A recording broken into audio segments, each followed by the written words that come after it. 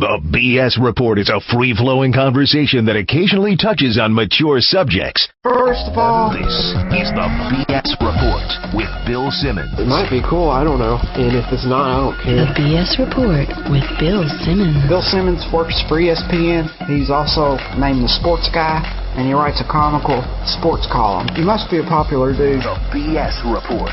It's got a real dirty sound, like a rusty steak knife cutting through a well-aged steak. Now.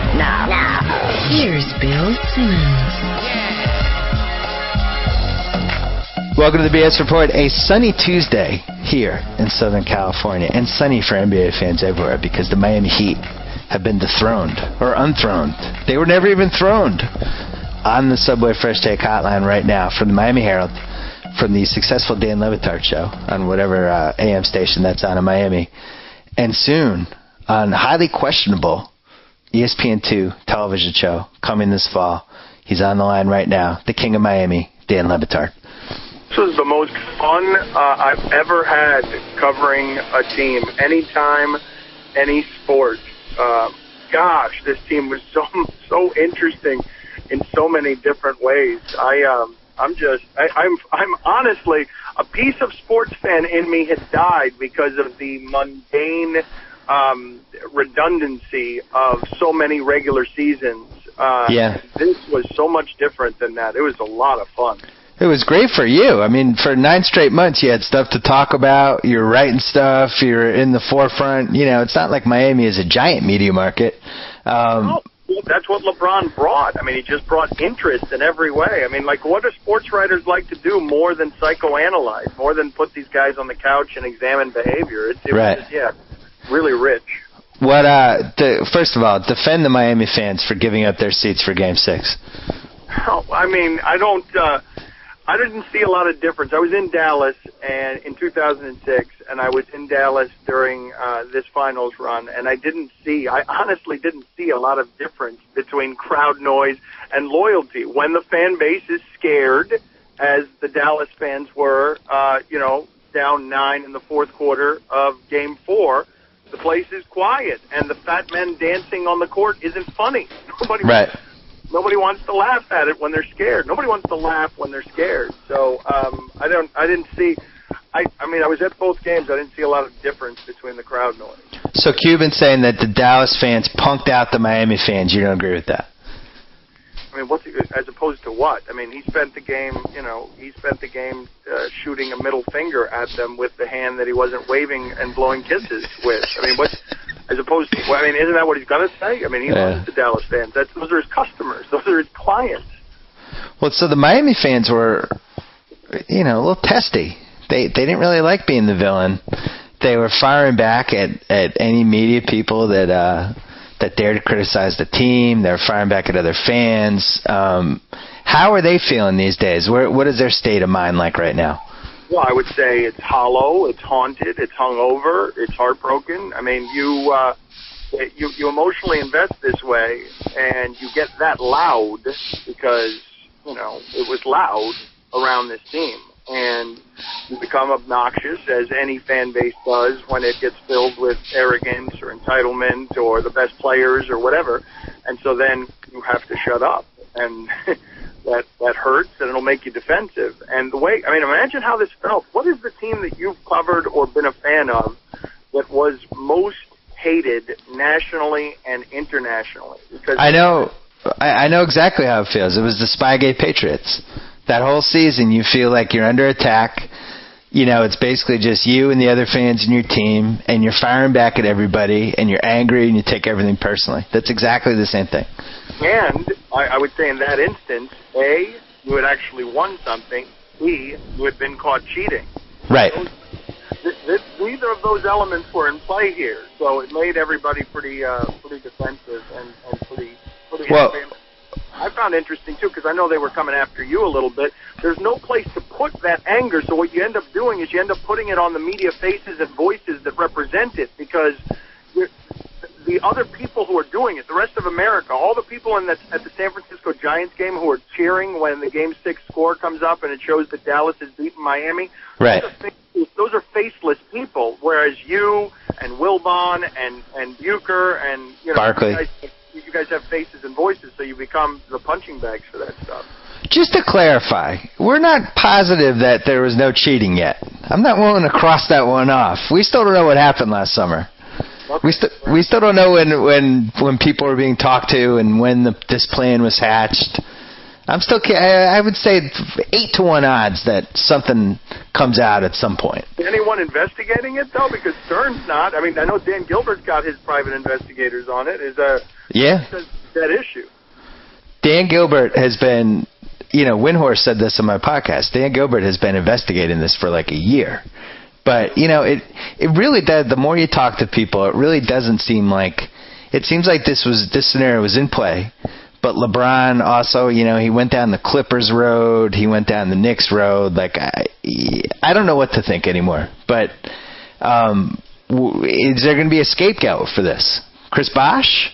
Spoelstra? A scapegoat? No, I mean, doesn't it all fall on LeBron?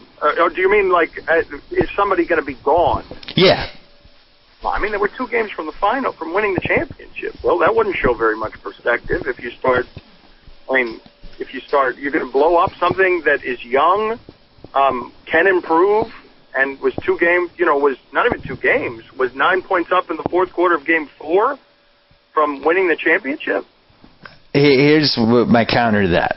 I'm not sure Bosh was a great fit, and I'm not sure he's a great fit going forward, and you need that Tyson Chandler guy on a team like this. That type of guy, like Garnett in 2008, Chandler this year, the rebounder, shot blocker, kind of fills in all the blanks, front court guy. Bosh isn't that guy, so either you find somebody to put next to him or you trade Bosh for the pieces that get somebody like that and more. He overcame all those. I mean, I'd agree with you that the pieces don't fit ideally, that you'd rather have pieces that fit the way the Celtics pieces fits, or you'd rather have, I think maybe you'd even rather have, say, LeBron, Dwight Howard, and Bosh, or right. Wade, Dwight Howard, and Bosh. But they overcame all of that right up until they didn't. I mean, they beat the MVP of the league and the team that won. You know what I mean? Like they had overcome all of that right until the moment that Dallas hit more threes than any team in the finals ever has, and Miami's defense kind of inexplicably collapsed, and LeBron James wasn't LeBron James. To me, I still have yet to hear a good explanation, any good explanations for one of the most mystifying things I've ever seen in sports, which is LeBron James couldn't get to the line and right. play his averages because he couldn't get to the line. You don't have guys who are 25-point scorers become 17-point scorers in the finals. That never happened. Somebody that I know in NBA circles said that the book on LeBron has always been, if you could just keep him from getting to the rim, he will eventually just give up and not have a plan B. And that's always been the book, but most teams didn't have the right personnel to do that.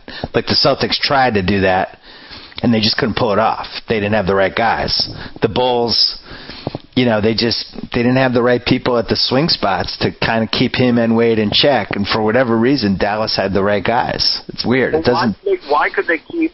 And I'm not sure I'm buying that, only because I have not heard a good explanation yet. Why couldn't they keep Wade from the rim? The idea that a team can do that a defense, a genius, a philosophy can do that. LeBron James, I've never seen it before. What do you mean he can't get to the rim against any defense, against Jason Kidd, against a backcourt of Kidd, Terry, and Barea?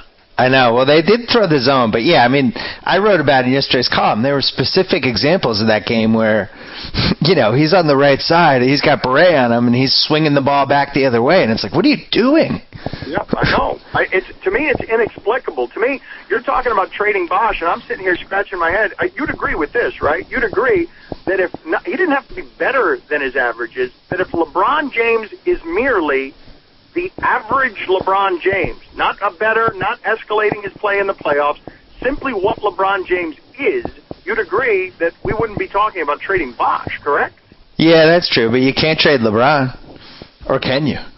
No, well, I'm just saying we wouldn't be talking about trading anybody. We would be talking about, holy these guys changed the paradigm. It didn't matter. It didn't matter that Dallas was a great team, or that Chicago was a great team, or that Boston was a great team. They just took a vat of talent to that, and it didn't even matter that the pieces didn't fit. So, you feel like this is salvageable? Yeah, why wouldn't it be? Like, you feel it's not? I don't know. I don't know what to think anymore. I don't know what happened to LeBron this year. I don't know what happened to him in the Boston series. I don't know if this is just who he is. I don't know if him and Wade, just that can't work once the stage gets too big. You can't have two alpha dogs. Like, it just can't work. I don't know what to think. Well, here's what I think, because you end up being right. You end up being right in saying that the Miami Heat can't win the championship, and you were saying it all year. You were doubting whether they could win the championship, and you end up being right, but I think that your reasons on being right aren't right. I don't think it was alpha dog related. They managed the alpha dog thing fine. I don't think it was bench related because of Dallas's role players, because Udonis Haslem came back, and Miami's bench scored 40 points in one of the games that LeBron lost. But we disagree on this, because I do think that you need 8 guys to win, and I just don't think Miami had the guys, as evidenced by the fact that Eddie House played 21 minutes in a must-win game. There's a guy who was buried on the bench. Like, they never could figure out who their guys were, and that's why they lost, I think. But if I were to say to you, everything's the same, Bill. Bench is the same. No, they don't have 8 guys. They're playing Eddie House in Game 6, 20 minutes. And LeBron plays to his averages. If LeBron is himself, your answer to that is what? I don't think it was ever a real team. I felt like it was these 3 guys, and you never got anything from Mike Miller, which was that was the one thing none of us could have predicted, that he just was never going to get there. You had Haslam, you knew you could go to war with. Chalmers turned out pretty well. But basically, that was it. You had 5 guys. And I don't think you can win the title with 5 guys. I still stick by that. Could they have won the title with 5 guys if LeBron had been himself? But he wasn't. And maybe part of the reason he wasn't was because he knew that they didn't have a good enough nucleus that he had to have an awesome game every game. And now this Dallas team comes in. They're in his head a little bit. They're fouling him hard. They're not letting him get the rim. And he just kind of collapsed, I feel like. He collapsed, and their defense collapsed. Their defense, the things that were true early in the series, where they were holding Dallas under 40%, and then next thing you know, Dallas shoots 42% from 3 and makes more threes than any team has ever made in the finals. And, the one that was mystifying to me, the one that just blew me away, was the last one. The last game where Dirk is terrible. Yep. The Dallas Mavericks win in Miami by 10 points. They're less healthy than Miami. Huge free throw. A huge free throw disparity where the refs just seem to be trying to get the game to Game 7. Basically double the free throws for Miami. You give 2 fouls to Nowitzki and 2 fouls to Chandler in the first quarter right away. Yeah. And that game is the one that is less close than any of them. That game is less close than even the game where Dallas went 13 of 19 from 3. That was the one game where you didn't feel like Miami at any point really was going to win the game. That was just mystifying to me, as were many things in this series, and it's why this was so great, because I think basketball way too often is too predictable. And this wasn't. Dallas's run through the postseason was not that. I advanced 2 theories in yesterday's column. Wanted to see what you thought of them. The first was that LeBron was never the same after Wade yelled at him with 3 minutes to go in Game 3. You buy that or no? I don't buy that, because Dwayne Wade yelled at him the same way in the Boston series, on the court in front of everybody, before that overtime game, or at the end of the fourth quarter of that overtime game, after LeBron had turned the ball over. And I asked LeBron about that a couple of days later. I asked him, have you ever had a teammate yell at you like that, talk to you like that? And he said, no, never. They've looked at me to go win a game. They've never, undressed me like that, where they're yelling at me. And he said he appreciated it. Now, you could say that he didn't like that, or that he was lying, or that he was trying to diffuse a controversy. But he told me that he liked that he had a guy like that at his side that he respected so much of this caliber who could yell at him like that. All right, but let's flip that around for a second. Can you be one of the 10 best players in the league and just be yelled at on national TV on a basketball court in front of 20,000 fans by another teammate? In dabbling in some psychobabble here, I would tell you that all season long he has taken a little brother, big brother relationship with Dwayne, and this is a small snapshot of symbolism, but it's so. If you ever watch them walking around, Bill, if you watch them walk over to interviews with us after practice, LeBron would walk behind Dwayne. You saw the coughing video. LeBron's behind Dwayne. When they walk in and do their press conferences, LeBron looks over to Dwayne sometimes before answering or to have him answer. I mean, it was always like that. I don't know what that means. I don't know whether it matters or not, but their relationship has been since the beginning. LeBron in the back. I mean, LeBron's introduced first before games. Dwayne's introduced last, so that he could get the big end of the applause. Right. All the pictures they took before the season, it was always Dwayne in the middle. Like, do what you will with those symbols, but he took on a little brother relationship since he got here. Maybe that, digging a little deeper, maybe that's what part of the problem was. In Cleveland it wasn't like that. That was his team. And maybe he goes to this team and all of a sudden he's the little brother and never could kind of figure out how to be the little brother but also take over these games. And the weird thing is it seemed like he'd figured it out in the Chicago series and even in game one of the finals. And that's what I don't get. Why it just disappeared. Yeah, that's the mystifying thing. Like, you can't tell me, for all the psychoanalysis that's going on of this guy, Bill, you can't tell me that he can play that way against Chicago and then be afraid a game later.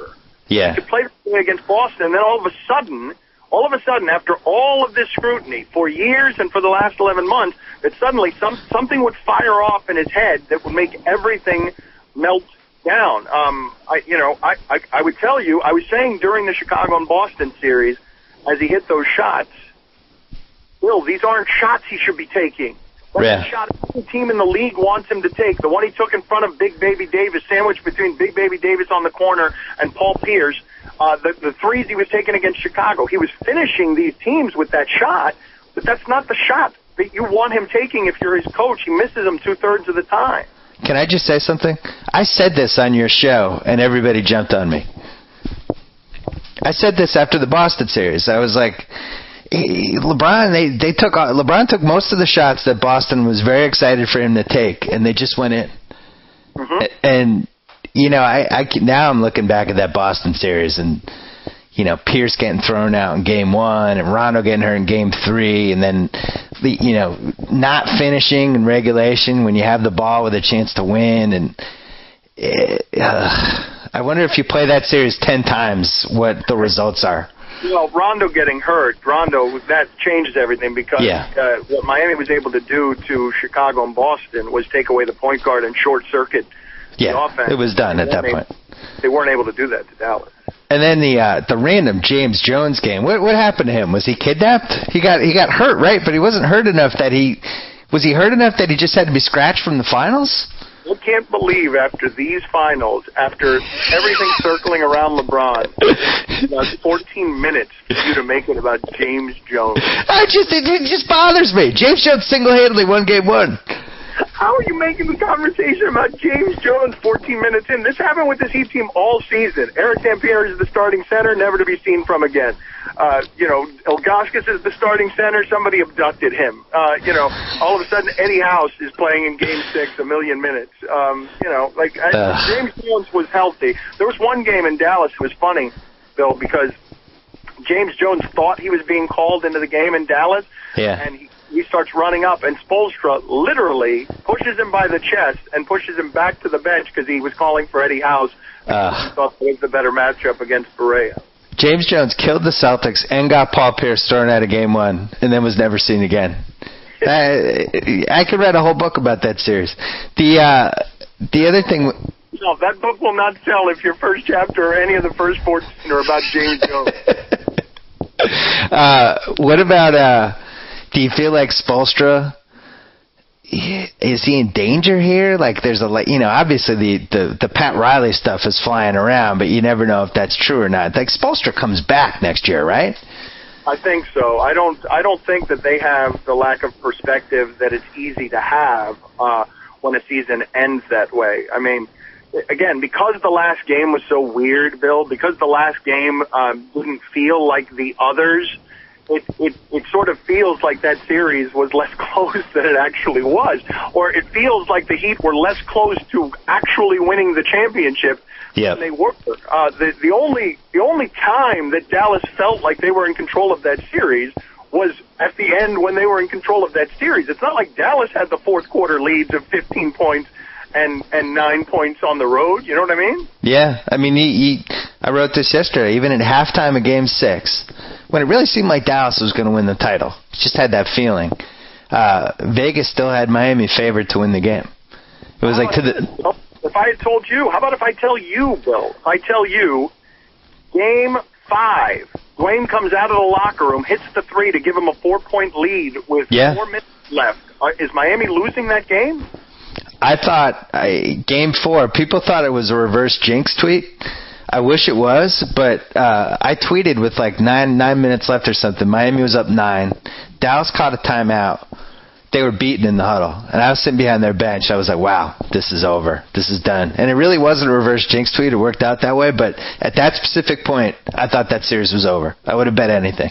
Did you see what I'm saying, though? So from that point, really, a 3-game losing streak means start trading pieces and fire the coach? Like, I like this. I like that you're a voice of sanity with this whole thing. I just don't think Pat Riley's going to run his organization that way, is what I'm saying. Like, he's got an interesting hypothetical would be, and I had a conversation with the former coach immediately after Game 6 about this. Right now, he said, trade LeBron James for Dwight Howard. Do it right now. Wow. And my thought process was, how do you do that to LeBron James? How cold? If you're Pat Riley, to me it was a fascinating hypothetical just because Pat Riley's only obligation is to make the team better. But how cold would it be if you basically send him to Cleveland with the Disney World? You send him to Cleveland with the Disney World to get pieces that fit better.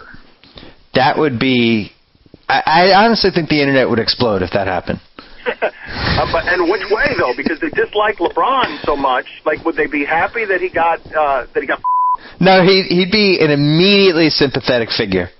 I think that's going to happen anyway. I think this is just the way America works. Like, you think about all the antipathy toward Tiger Woods the first 9 months after his whole car crash and everything that came out, and then within a year, most people are rooting for him again. People want these guys deep down to succeed, I think.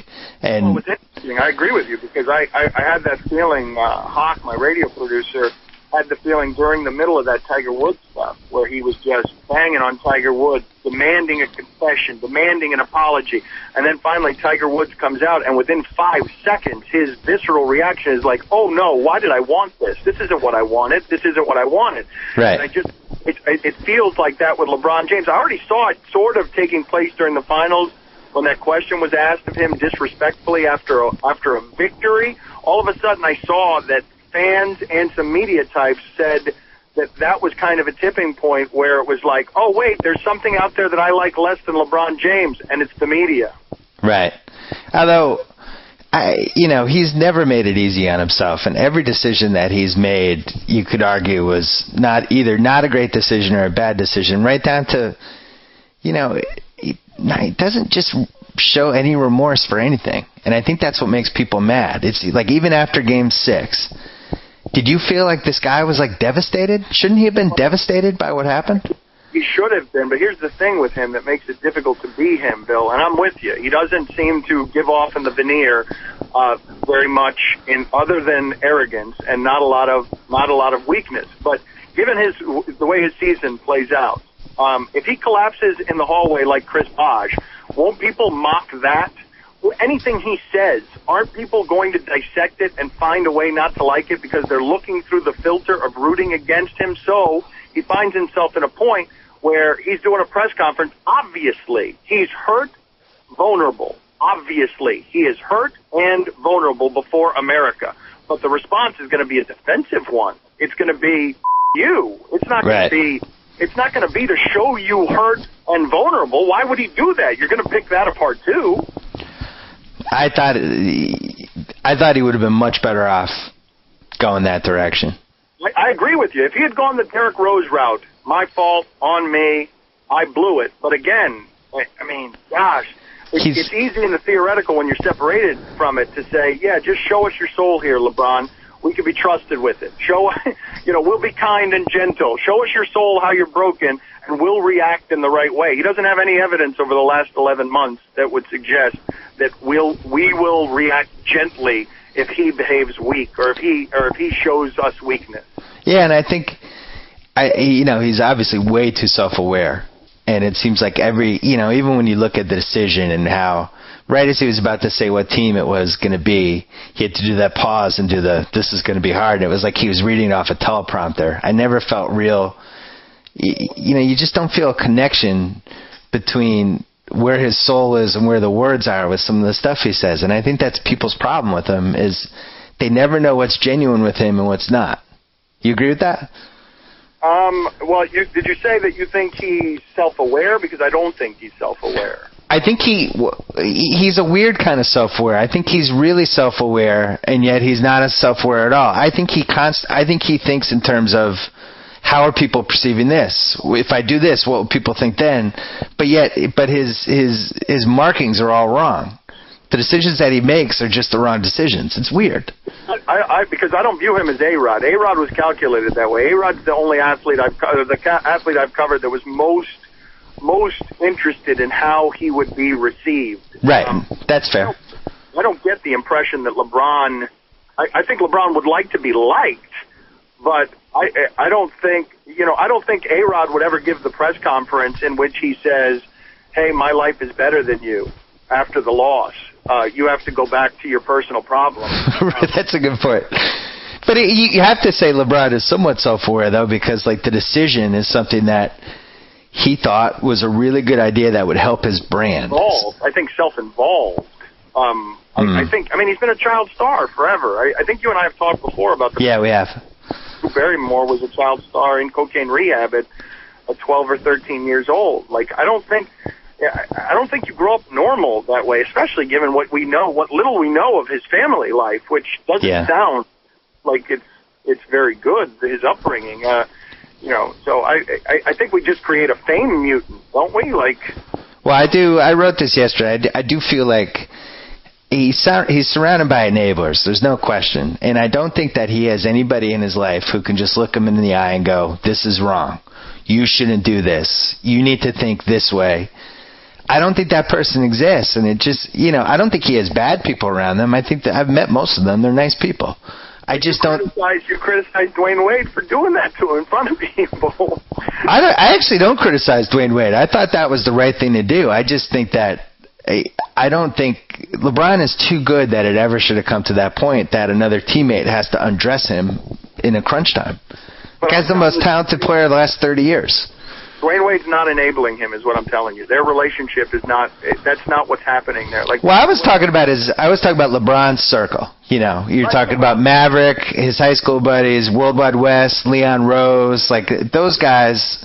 I'm telling you, the daily influence here is Dwayne Wade. They are friends like that. I understand what you're saying. I understand. Yeah. There are a bunch of other people who are simply profiting off of him. But what I'm telling you is that Big Brother Dwayne Wade, theirs is a mutual beneficial relationship. Theirs is shared responsibility, shared respect. That's a peer. You remember how did you not think it was odd that Federer and Tiger Woods became such close friends?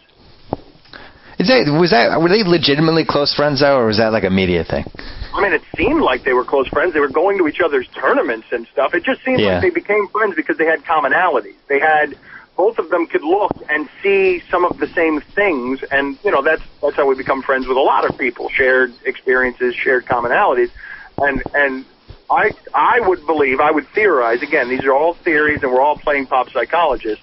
But I would theorize that one of the reasons that LeBron came here to be with Dwayne and gave up everything he he gave up to be in Dwayne's city, on Dwayne's team, and all the things that got him criticized for is because he's searching for what it is that you're talking about. That it's because this guy, he respects this guy so much that's what their friendship is. And I assure you, Dwayne tells him what he thinks and how he thinks. And as cumbersome, I asked Dwayne about this recently, as cumbersome as, in this testosterone world, where even during these NBA playoffs, you've had two guys hit with homosexual slurs, fines. I asked Dwayne, do you love him? Do you love LeBron James? Do you love him? And he got uncomfortable with it, but he's like, yeah, I love this dude. So you think this whole experience will actually make them closer? I don't know. I don't know. This will test a friendship. I don't know. It could also destroy them. It'd be real easy for ego and all of these things and blame. It'd be easy for them to not be friends after this. But it's one of the fascinating parts of the experiment to me. Well, here's where the problem could come, when the entourages get involved. You even saw this a little bit when the Heat started out, 9-8, and somebody in LeBron's entourage obviously leaked something to a reporter that, Spoelstra basically threw Spoelstra under the bus. And maybe LeBron didn't know about it, maybe he did, but it came from his circle.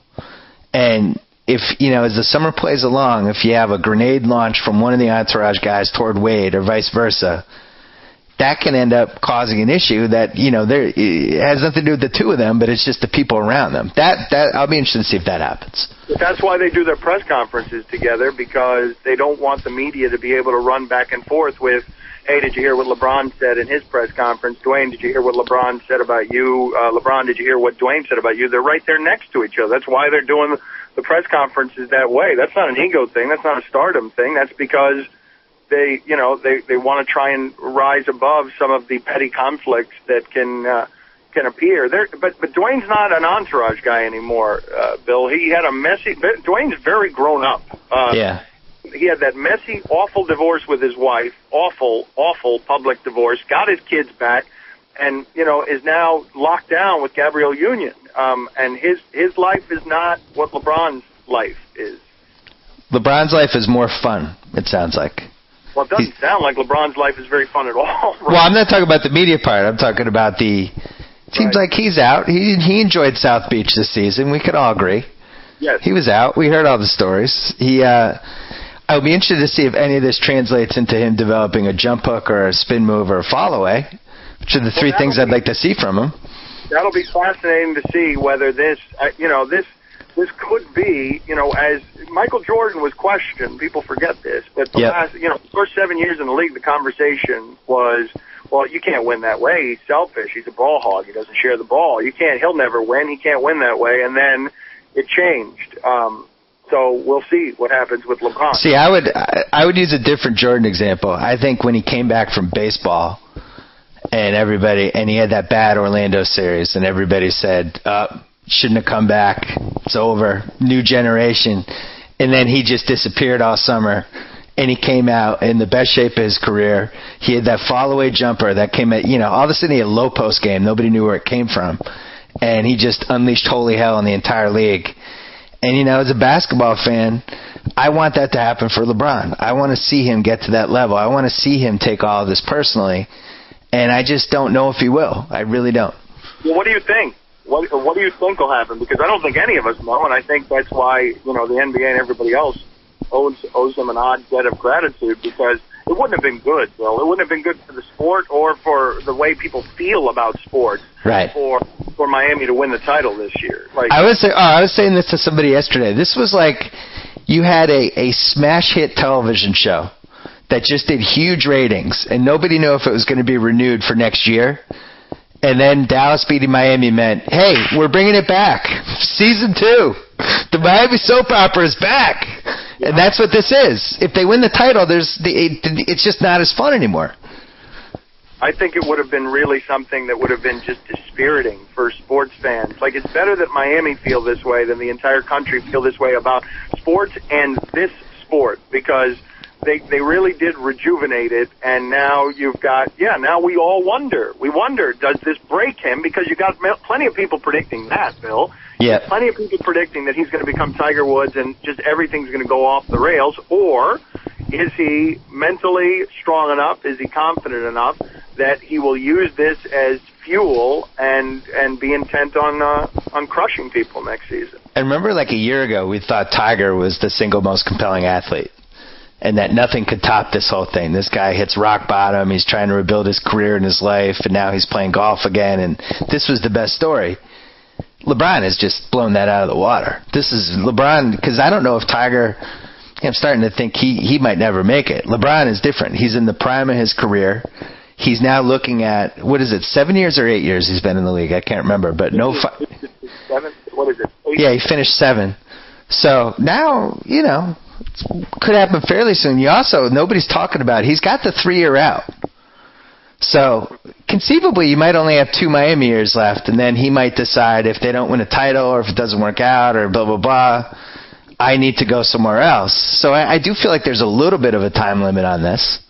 Well, Tiger Woods, what people have Tiger Woods mentally snapping, and what gets lost in that, because understandably the coverage was so loud and everything that happened in his life makes it an easy place to go, even though it might be a false positive, is that mentally he has fried himself. But he's 35, so golfers at that age, you look at anybody who's won majors, it's pretty rare to keep winning after 35. I know it's an older person's game, but no, after 35, you look at the numbers, you will find that there aren't a lot of guys who keep winning a bunch of majors after 35.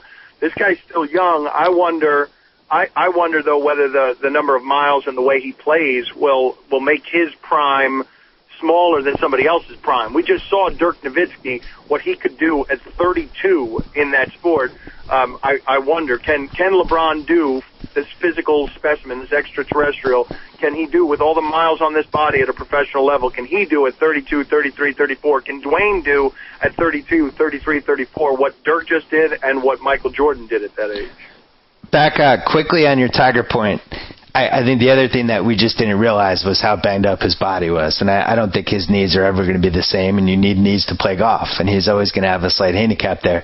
The LeBron point, I totally agree. I think I wrote this after Game 5. He's one of those diner menus that has the 6 pages of options to, we have all this food, and then you say, well, what's good? And the waitress says everything. That's LeBron right now, and he doesn't have that high post game like Dirk has. He doesn't have that fall away low post game that Jordan developed. And if he doesn't develop that, there's going to be a point when you just can't rest on the athleticism anymore. You're going to have a plan B, and he doesn't have it.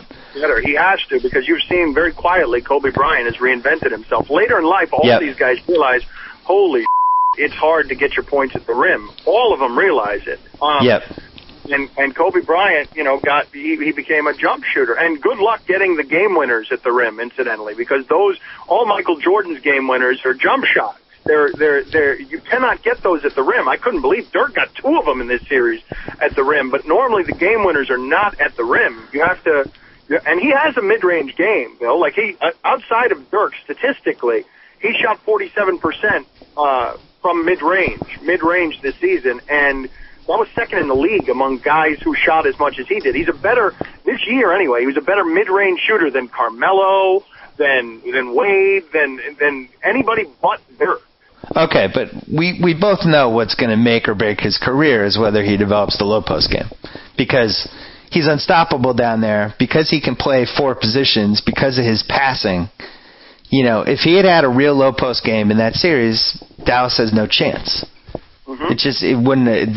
It would have been a 5-game series and Dallas would have lost.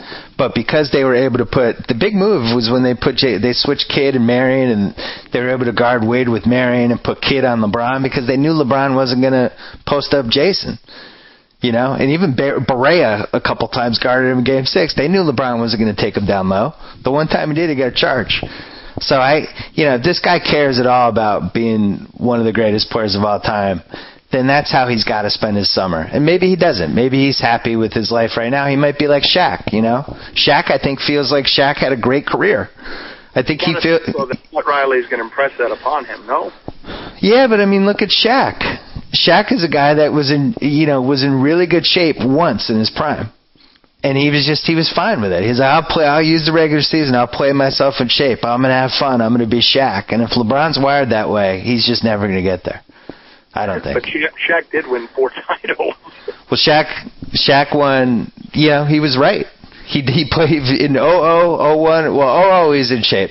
01 and 02 he played himself in shape during the season and then was able to turn it on in the playoffs. But Shaq was also 7'3" and 350 pounds. And there's nobody like him in the league. LeBron, I don't think, can physically overpower people. We just learned. He can do it some of the time, but not maybe when it matters. It can be fascinating. It's great for you, Le Batard. I hope you were writing a journal during this whole thing.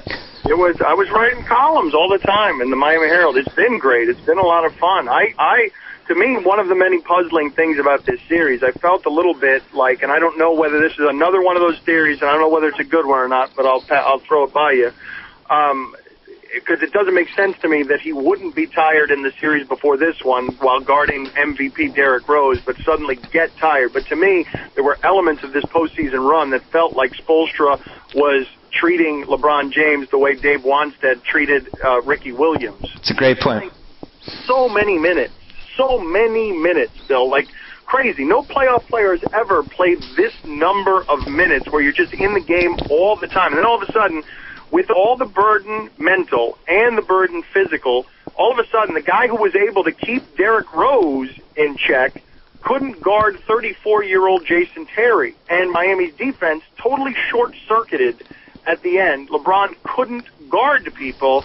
And I gotta think, it's just a theory, but I gotta think that mentally and physically, carrying that for 11 months, I don't believe, even as I say it to you, that you would lose that from one game to another, but I don't have a better explanation for why Miami's defense fell apart, and specifically why he fell apart defensively. Never mind the offensive end, why all of a sudden he couldn't guard Jason Terry, 34-year-old Jason Terry. It's the safest of all the possible explanations, and I went through the numbers for the column that I wrote after Game 5, where you're talking, I think there was a 13-game stretch from Game 2 of the Boston series all the way through to Game 3 of the finals or whatever, and he was playing over 44 minutes a game, and it wasn't cheap 44 minutes either. He's one of the two guys who does everything for them offensively. Defensively, he was guarding Paul Pierce and Derrick Rose. There were no breaks. There was no, I'll take 2 minutes off, here and try to get my legs back. And I do think Spoelstra, maybe if you don't play him 44 minutes, you don't make the finals in the first place, so it was a gamble. But if that was the case, it didn't work because he wore down. I remember early in the season, one of the many controversies was after they lost the second game to Boston, LeBron said, I can't be playing 44 minutes a game. Spo knows that. Yeah. And that was the second game against Boston, Bill. That was like the first month of the season, and that's all he played in the postseason. Wade and LeBron played 2 seasons this year because they ended up, I think, at 105 games, and not just 105 games, but 105 games where they had to go full speed for their team to compete on both ends. Did you ever see 2 games in a row that those guys took off? I didn't. No, they didn't know. And that's the thing. The thing that I was saying, Bill, here's the amazing thing that I was saying 4 games ago. 4 games ago, I was saying this on ESPN. How does this extraterrestrial not get tired? How does this human being play at this level without getting... He never gets tired. I don't understand how Dirk Nowitzki has to rest with 6 minutes left in the first quarter. Right. Or how about the Celtics? Paul Pierce, Ray Allen, those guys were dead. They couldn't hang with Miami athletically for 5 games without wearing down. Garnett, same thing. Garnett had an awesome Game 3 and then just disappeared. And now put it this way, though, Bill. Never mind the physical nature of it. Nobody carried around the cross that LeBron James did this season. And if you don't think there's something to be said for how exhausting the mental drain is, think about how you feel when you invest in a Boston series of any kind, simply as a fan or as a reporter, because I'm making fun. These guys I do this radio show with, I was making fun of them because they're walking around on their hands and knees just with the emotional investment of this. Right. They're walking around after a watch party because they ate too many wings the night before. They can't function the next day. And I'm just wondering, if the reporters around this series were exhausted, and they were, what is the difference between writing the stories and having to endure them? And that's why the 72-win Bulls and then them winning 69 the next year, I think, ranks among one of the great achievements in sports, because it's one thing to just win 72 games, but when every one of those games is a playoff game for the other team, that's a whole other animal. And every time Miami played this year, if they were on the road, it was a playoff game for the other team. So they played 41 playoff games on the road, basically. It didn't matter where it was or how bad the other team was. It was the best the other team had to offer and the best the opposing crowd had to offer. And that's what I think people forget to factor that in. It's a great point. I would add to that this would have been, if they had been able to close this out for those same reasons, this would have ended up being one of the most remarkable championship runs we had ever seen, because in the case you're talking about, Michael Jordan, everywhere he went, it was still love. Yeah, that's true. It wasn't negative. What was surrounding him wasn't negative. He just had to try really hard and bring maximum effort. But it wasn't. He was never being engulfed with just all this garbage, all this garbage that LeBron James endured all year. Let me ask you this: you heard the comments he made after this last game. Charles Barkley, a couple of weeks ago on our radio show, said basically he said the same thing, much less tactfully, much more bluntly. He said, he said of Miami fans throwing things at him and saying that he was ringless. He's saying, man, do you know how much better my life is than yours? You work at McDonald's. I'm very, very rich and successul. Like, he was just that. There wasn't any undertone. He said it just like that. And I'm wondering how much of, so LeBron and Charles say the same thing. Is it just messenger there? Because nobody cared that Barkley said that. Is it simply messenger? I'm wondering how much of this is on him and how much of it's on us. Well, I remember writing this about Chris Webber once, because Chris Webber's career, I think people would consider to be a failure to some degree, because he should have been the best power forward of all time, and he wasn't. But he still ended up being one of the best 75 players of all time, and he made, I think, $270 million or something in salaries. So by those qualifications, if you're one of the 75 best people ever at what you did, and you made $270 million, how are you a failure? Like, Chris Webber shouldn't feel like a failure. Like, if I told you, hey, Le Batard, your TV show, you're going to do this, it's going to be one of the best 75 TV shows ever that ESPN has ever had, and you're going to make $270 million, but you're never going to win an Emmy, I think you'd take that deal. You're signing up for that one. So, I think sometimes it's unfair, but we judge athletes by whether they reach their potential and whether their team came through in the finals, and that's it. And sometimes I think there's a lot of value to that. Like, I do feel like Karl Malone is somebody that in crunch time, he just froze up. I saw it. I watched it over and over again. Like, you can't tell me it didn't happen. For Dirk to come through like he did in the finals makes me feel differently about him. That's a funny one, though. That's a funny one, Bill, because if Dirk had that same game, Miami happened to win that same game, that wouldn't have been Dirk coming through in the finals. Dirk was through 5 games himself. In that last game, I think you might have seen an epic choke job. Yeah, I'm with you. What you were seeing it anyway, if they had lost that game.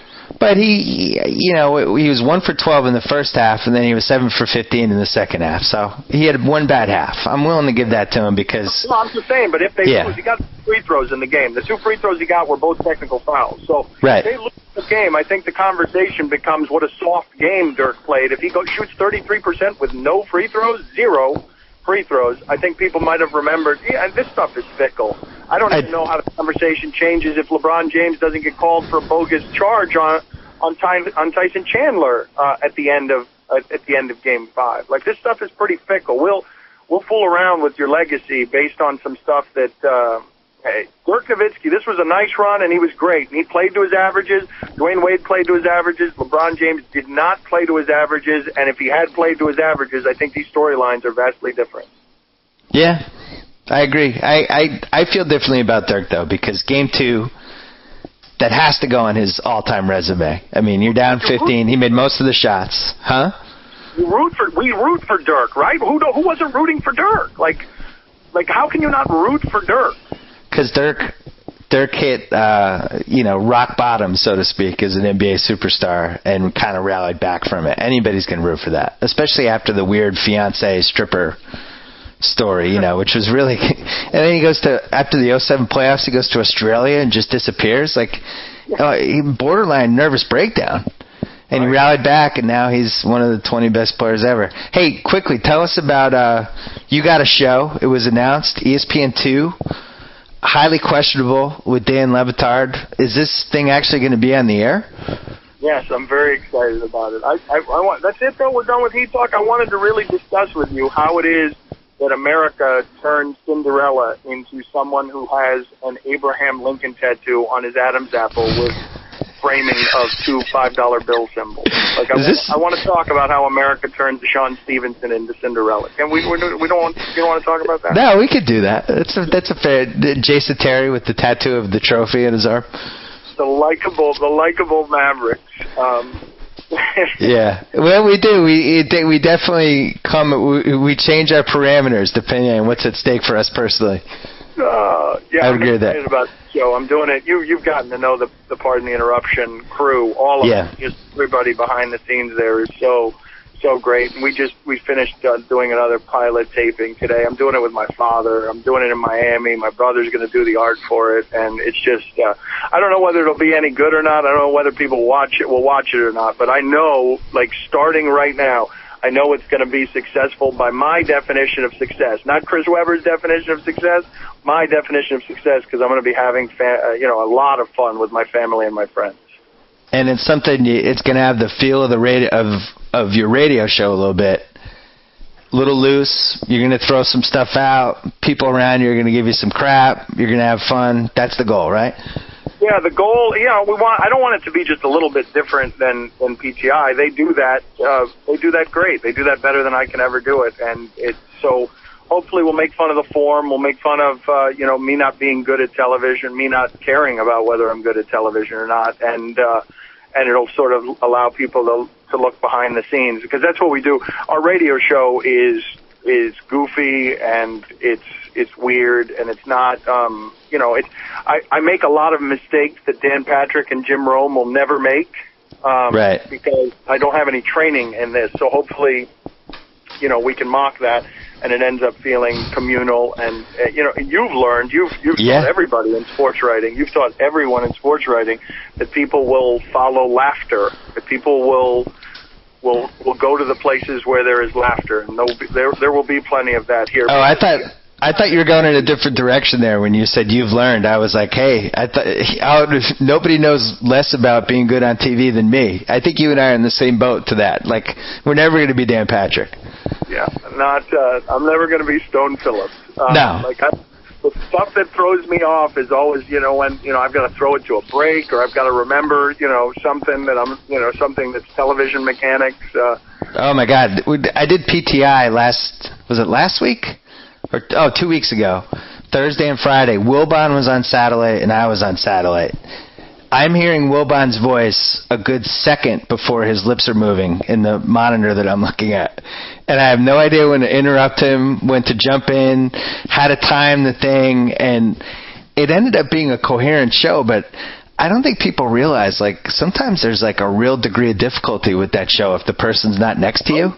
Sometimes that show, that stuff is hard. Being Bob Costas, you know how hard it is? I know. How good he never stumbles on anything. It's not.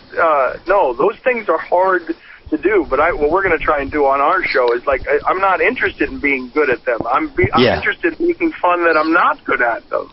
Right. And I think Joe Scarborough is a really good example of how that can work, because he's another guy who's not a traditional broadcaster, but they built the show around all his strengths and none of his faults, and it works. So. You know, it's funny though. Like I did when I did that Miami game last December, the basketball game, and I was with Dan Schulman, and I just couldn't believe how good he was at his job. Like that was my takeaway from that whole thing. The two takeaways were the seats are terrible. Like you think you're at mid-court and it's these awesome seats, and actually you can't get a perspective on anything. And then what the play-by-play guy does during a game. I was like awestruck by him. It was so seamless. Like he just never screwed up. He was able to involve Jackson and I. He's reading promos. He's flipping. It was I just couldn't believe it. It was like watching an air traffic controller or something. Absolutely, yeah. And he keeps everybody keeps giving him stuff. Stuff and the ones who are great right now. Like I think they are the best broadcast team anywhere in broadcasting any sport. And now they're going to be broken up because Mark Jackson has televisioned his way to a coaching job. But Jackson, Van Gundy, and Breen together, the three of them, the interaction that they have and the disagreements, and Breen being the traffic cop there, I enjoy listening to them more than anybody. I was hoping they'd squeeze Shaq into the Mark Jackson spot, not because I think he'd be good, but because I think it would be so funny to see him squished into that table. If you could get a year comedy out of that, because this table you have no room. You're basically crammed into these 4 tiny seats. But I think Van Gundy could tell all the stories about how Shaq screwed his brother down here because he didn't want to be pushed. He never wanted to be pushed by Stan Van Gundy down. I forgot about that. There's some residual Shaq bitterness in Boston now. What's that? There's a little. Shaq kept his streak alive of teammates being bitter after he left. In Boston, they're upset with him? There's a little bit.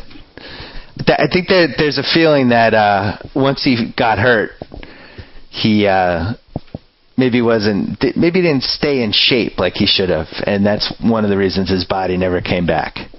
Well, that's shocking. Yeah, not a huge surprise, but yeah, so. And they made that trade partly because they idiotically felt like Shaq was going to give them something in April, May, and June. Well, yeah, you called that one. The idea, you were real nervous about them counting on both O'Neills. With reason. Yeah, well, obviously with reason. I think that those series play out differently. I think if Rondo doesn't get hurt, and if Shaq is Shaq, and Jermaine O'Neal is what they thought he was going to be, I think all of a sudden we are talking about the Miami Heat possibly being one of the epic failures, epic laughing stocks, because you can laugh at them all you want now. Right. They were right there. They were right there, but if they had lost in the second round... They caught 2 huge breaks was what happened to the Celtics. And also, I don't think Boozer is as bad as all the Bulls fans think he is. Like, I think he got hurt before the season. He never really got his footing. He never totally had enough practice time to fit in with that team, and he didn't play well. But if he doesn't get hurt before the season, I think that's a much bigger chess piece for them. And, maybe they don't beat Miami, but I don't think they go down in 5. And that series was also a little bit closer than it came out. Game 4 was winnable, et cetera, et cetera. But you can't do that. You can't give me that game was a lot closer. That series was a lot closer. Chicago, if you're not going to give me that this last series was Miami being inches from a championship. Inches. Well, I don't know about inches, but yeah. Well, if you win game 2. You did there. You did the Chicago, that series was a lot closer when this series went longer and the games were closer. Well, here's the problem. I think people feel like Miami killed Chicago. That's what I'm saying. Like that was like a mismatch, and it wasn't. Chicago wasn't as far away as it felt like. It was just, a few things didn't go their way, and they were missing that second score. If Boozer had been Boozer, maybe it's more interesting. The team Miami killed was Boston. At least are you going to admit that role players matter? Just admit that to me. Role Players Matter by Dan Le Batard. Brian Cardinal is the reason Dallas won? Brian Cardinal, Jan Menimni. Yeah, Mahimni. I don't know who that guy was. I'm telling you, role players wouldn't matter if LeBron had just been himself. Did a role player keep LeBron from being himself? Deshaun Stevenson hitting those big threes. J.J. Barea, last 2 games was great. That was ballsy by Rick Carlisle right there, huh? Dan Le Batard, say hi to everybody in Miami for me. I think this turned out great for every sports fan. Season 2 of the Miami Heat has been renewed, and we're going to have big ratings again. quote Bart Scott. Can't wait. Talk to you soon. All right, brother. So I get to sign off. Whoa. Thank you for downloading the BS Report with Bill Simmons. Too much fun. Check out more podcasts at the iTunes Music Store or at Pod Center at ESPNradio.com. Peace out.